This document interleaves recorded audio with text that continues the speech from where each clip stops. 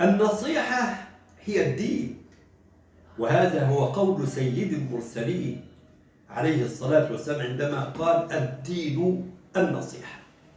ولذا أثر عن سيدنا عمر بن الخطاب رضي الله عنه أنه قال لا خير في قوم ليسوا بناصحين، لا خير في قوم ليسوا بناصحين، ولا خير في قوم لا يحبون النصح.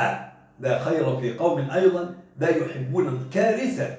ليه؟ لأن الذي لا يحب النصح ده يعني كثيرا ما يقع في الخطأ ويحتاج إلى من يصوب له خطأه، إلى من يعلمه بالصواب، إلى من يعلمه بالرجوع إلى الحق.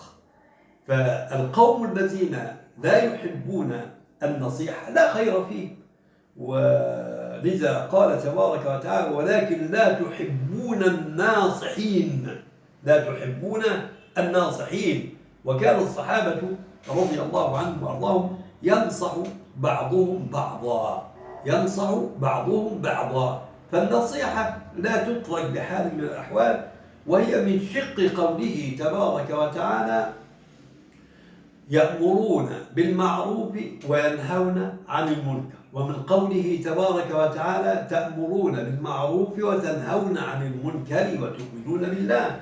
فالأمر بالمعروف نصح، والنهي عن المنكر نصح. نعم.